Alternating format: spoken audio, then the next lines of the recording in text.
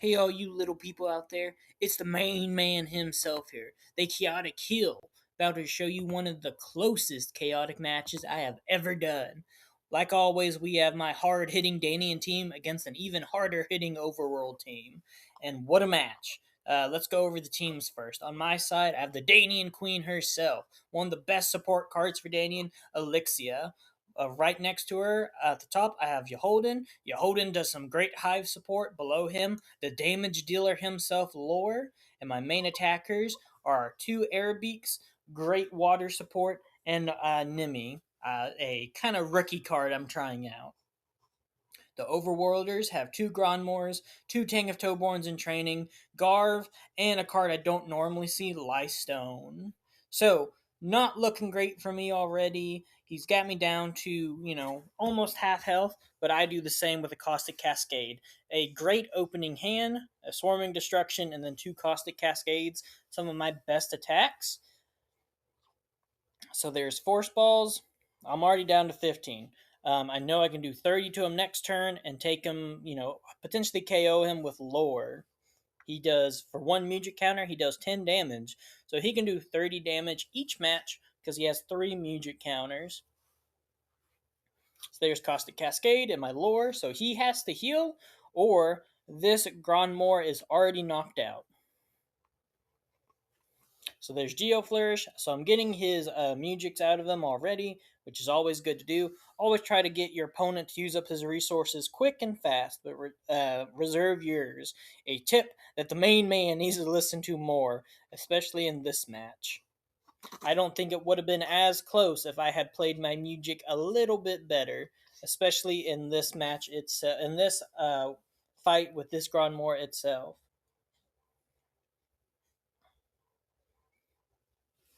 So I can heal because Hive is active. I have Domestic Hive him. That'll put me at 35 if I need it. And here's where I do the misplay.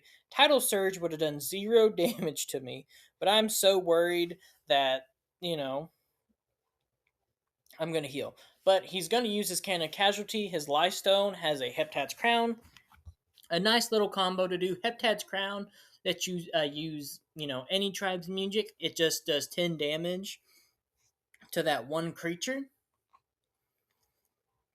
But like always, I have 2 Refrain of Denials just for situations like these or playing against Underworlders.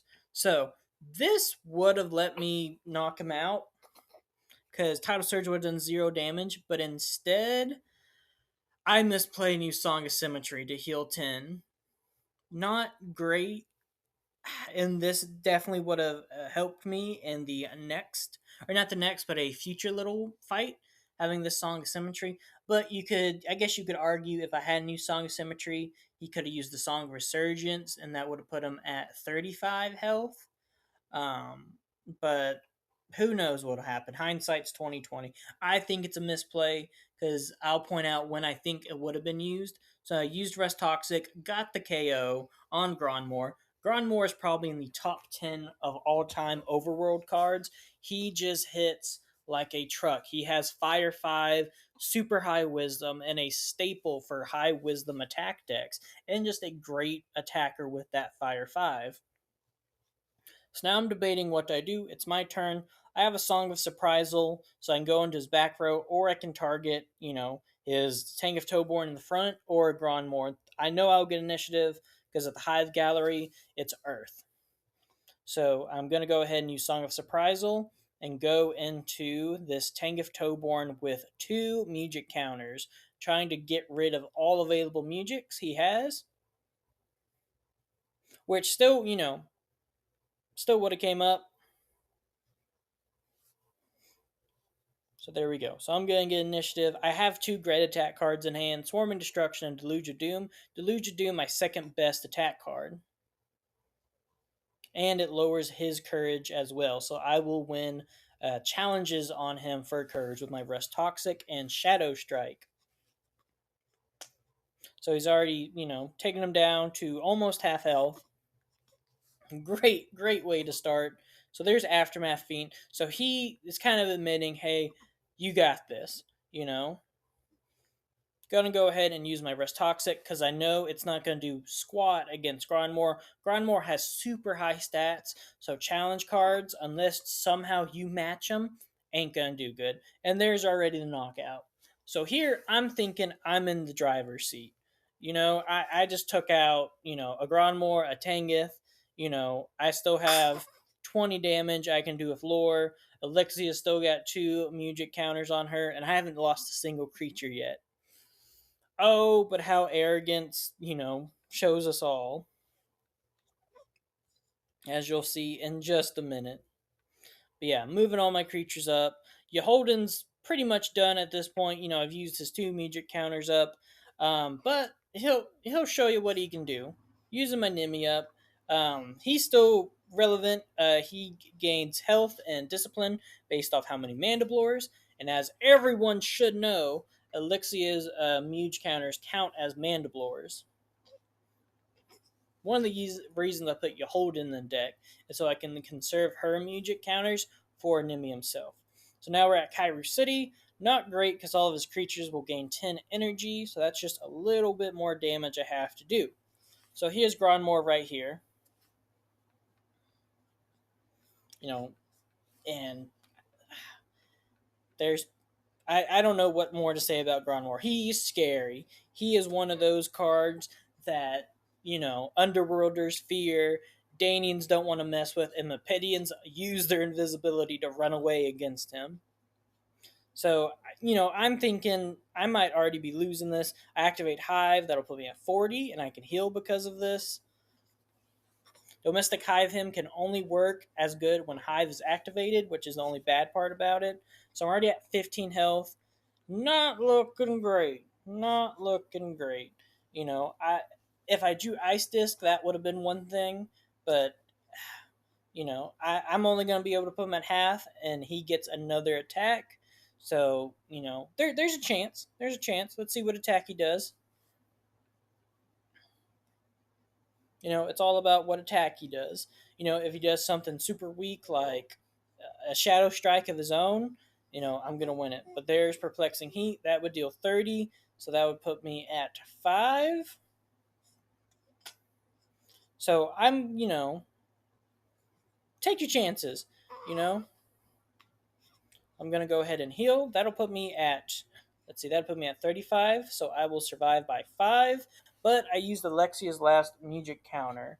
So if I win this fight, which would, I would prefer, I don't get to activate Hive because I've used up all the music, and she will gain it back if Irbic goes into the discard. Because like everyone should know, she gains magic counters whenever a Mandiblore or an infected creature, both yours and your opponent's, go into the discard, which is always nice when your opponent's playing Danian.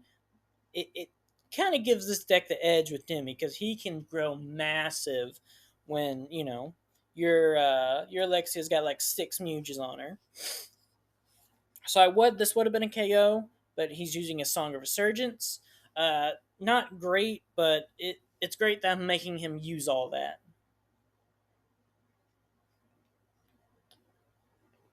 So I can get up to 25 health if I need it if he doesn't attack. There's a Heat Rage. That would deal 20 damage because he has Fire 5 and a Torrent Creep, just like me. So I'm going to go ahead and heal again with Lore. And this, I believe, was the misplay coming back to bite me in the butt. If I had saved that Muge counter, I could have done a Song of Symmetry, which maybe that wouldn't have worked, as you're about to see. Because I'm gonna use I'm debating, do I use Purifying Mud or do I use Riptide? Purifying Mud will heal me, but it doesn't matter. If he does any sort of attack with Fire and Water, it's a KO because of his boost in it. Riptide's gonna do 20, but low is Courage, which can be useful, like I talked about, because it lets me win against Tangith with stat checks, or not stat checks, challenges. So I'm gonna go ahead and use Riptide. There's his Melody of Mirage. So this one fight wouldn't have mattered because Song of Symmetry would have only put him down to 5. But, that sucks. One of my best attackers is gone. But he's only got one music counter left, which I believe has to be a Song of Resurgence. a great little healing. It heals 20 for Overworlders. You know, say what you will about Overworlders, but they have some great healing music. So now I'm debating, what do I do? I'm gonna go into Garv to get rid of, you know, oh, after this he's only gonna have one music counter left with his Tang of Toborn. And with Garv, I can get bad attack cards out of my hand. Unless something crazy happens, Irbeak should never lose to a Garv. It has happened before. I've had a great card lose against an Omar with a giant trooper. That was fun. Um, but yeah, so when you play against, when in your matches, when you're fighting against cards that you're going to win against, like Garvs, Omars, Copons, use the, chance to get rid of some bad attack cards in your deck. Like, I don't get rid of your Linguistant Swirls or your Burning Rains to make room for better attacks. Maybe here, it wouldn't have mattered. I get rid of a Linguistant Swirl, which is great because that card gets rid of the water element whenever you use it. So I'm still thinking I'm doing pretty good. I have Irabik, who's my best. He's the best card in this deck, probably.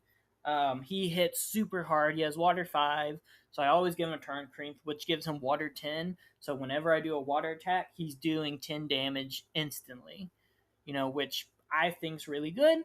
I don't think too many people would argue with that in a format like this, where you're not playing the same meta, 10 times in a row, like Kaor the Fierce with a Takinam, with a, Lord Von Blue, Ani's Servant, in a format like Rewind, cards that just go Oonga Booga, I hit big.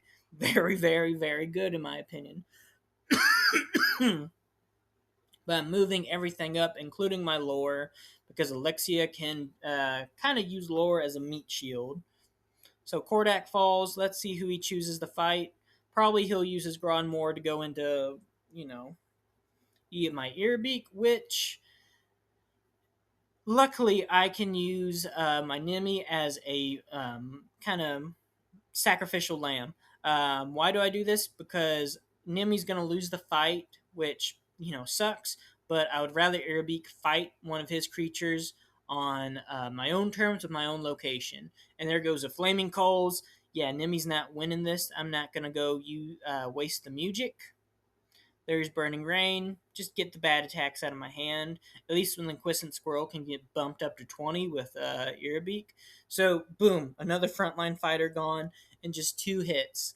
So now I'm thinking, like, oh crap, I only got Irabik, which I think can pull it out.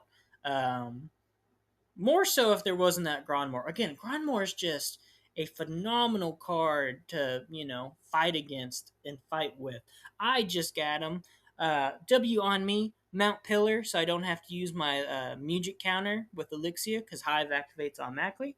I'm going after Tangif to try to get rid of that last Muge, which, I always try to get rid of those Mugics because, if you can make the fight just an, Unga Boonga, let's hit each other, let's see who wins. Sometimes this deck pulls through. I'm kind of realizing it's not the best at that lately, but it depends who it plays against. Overworld decks, I'd say it does better. Underworld decks, oh my god, Brimflame hits so hard when he has Battle Gear. So there's the Flaming Coals. Oh, Flaming Coals hurts. So this is the little fight where the misplay definitely comes to bite me in the butt. So here's the Lugia Doom, puts him at 20. He does have a great battle gear, the Riverland Star. Each time he does water damage, he heals 5. That definitely saved him in this little fight. So Invader's Tactic is only going to do 15, and this is when it would have helped. If I still had Song of Symmetry, I could have played it and KO'd him right here, right now. But yeah, and that Riverland Star heals him like so much. Like I think it healed him like 20 health this whole match or this one little fight. Like that's crazy. That's crazy. That's a insane battle gear, and it gives him like a courage boost too. I think it gives him 10 courage. So there's his Song of Resurgence, which will heal him 20. Yeah, but see, if I had used Song of Symmetry, that would have got the KO right there. So definitely, I was playing like a Yu-Gi-Oh player. Read what Tidal Surge does. It would have done 0 damage to me. So now we're at the Riverlands, but I'm thinking I'm losing this. Yeholden's not that great of a fighter, and he's still got Gronmore, but it's Jade Pillar, so I might still have this. Jade Pillar has its effect. Whoever does 50 damage to it takes 50 damage. So you have to be real careful on what order of attacks you do. You want to make your opponent deal that excess so they take it, which I kind of have a good hand for that. Elixia doesn't have any boost, so I don't have to worry about doing insane damage. There's a Purifying Mud does 10, so there's 40 damage left to do. And if he does it, he's KO'd. There's a Perplexing Heat that did 30, so now we're at 40. So great that I have Burning Rain. That'll do 5. And I'm checking the math, making sure I'm not overdoing it, because Shadow Strike's going to do 0 damage because I don't have the courage. So I'm doing Burning Rain. So even the weakest attack, he's going to KO himself. He can still KO me because I believe the effect happens after damage takes place, but he did an Aftermath Fiend himself. So, he also did a 0 attack. So if he has another one, there's no way Elixia's winning this, and there's the match right there. So it's taking him a while, so I'm like, oh crap, he's got it. He's got a 0 attack card. And I'm just waiting and waiting. Again, he can still KO me, but not close enough, and he takes that 50 damage. So Jade Pillar coming in clutch for me again. When I first put Jade Pillar in the deck, it killed me so many times. But here lately, it's been doing really good. But I'm still not out of the woods yet. He still has his Tang of Toborn, and I only have Yeholden because Elixia does not have water attacks. I use a liquidizer on her. So it is really up to Yeholden. I'm putting Lore out to act like another meat shield because I got to get those bad cards out of my hand. I have a Linquistent Swirl and a Sunderground. They're not going to, do good because I'm going to lose those elements. So I'm using Lore here to, at least take a hit, which also works in their favor. They can also spend a turn getting rid of bad cards. So I'm gonna get rid of Linquistent Swirl because my Yeholden has a Valeric Shard, which gives him Earth 5. So Sunderground will do 15. So do 5 more damage than Linquistent Swirl. So here's Mount Pillar Reservoir. That'll give me Water 5. That's great, and I'll get Initiative because of Courage. And I'm going to activate Hive for good measure. And there's Swarming Destruction, a great card to draw. Using Rust Toxic for that challenge. Did 30 whole damage. Great for me. He's using Purifying Mud. Invader's Tactics. There's my Swarming Destruction. He's got 15 health left. As long as I can survive this hit, I win the game pretty much. And I do. Flaming Coals can't do enough to stop the Danian Hive. And that was the match. One of the closest ever matches I've done. He concedes. He doesn't want to risk his precious Lifestone getting a bruise or a black eye. But yeah, definitely always play out your matches. I thought about conceding this one when, oh my god, my front line just got destroyed and I thought I was in the driver's seat.